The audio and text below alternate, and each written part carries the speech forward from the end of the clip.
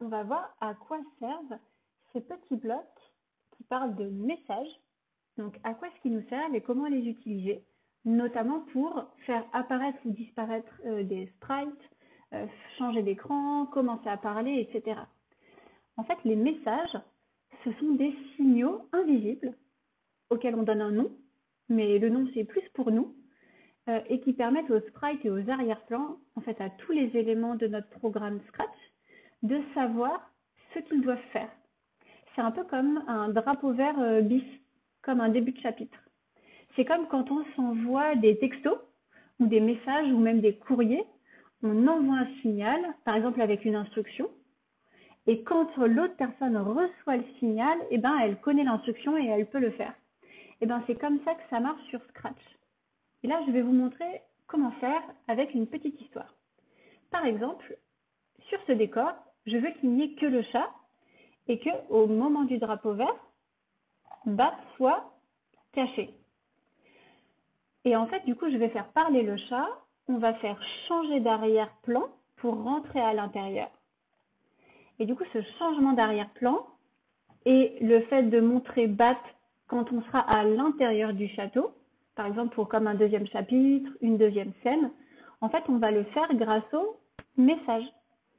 Donc là, quand j'appuie sur le drapeau vert, on voit bien que Bat n'est pas présente. Et en fait, du coup, on va dire au chat, par exemple, de parler « Bonjour, je vous montre ma maison ». Enfin, maison, c'est plutôt un château.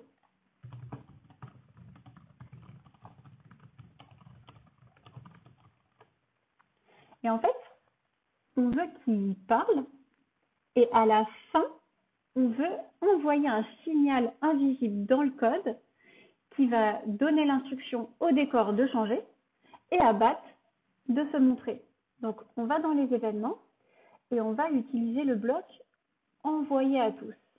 On va envoyer à tous un message, on va lui donner un nom.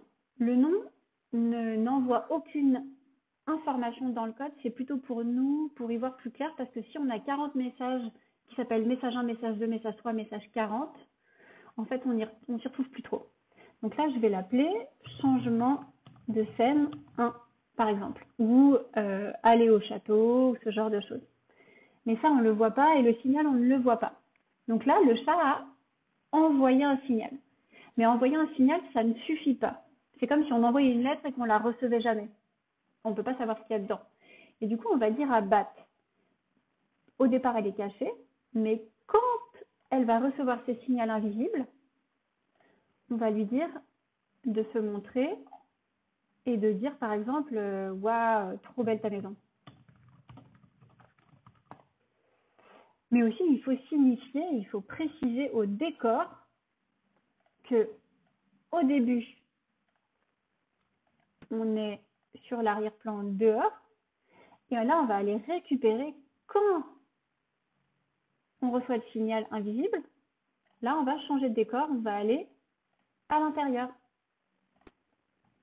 Et donc, on a le drapeau vert, le chat qui commence à parler, et ensuite, on va avoir l'envoi du signal invisible qui a permis à Bat de se montrer et de parler, et à l'arrière-plan de changer.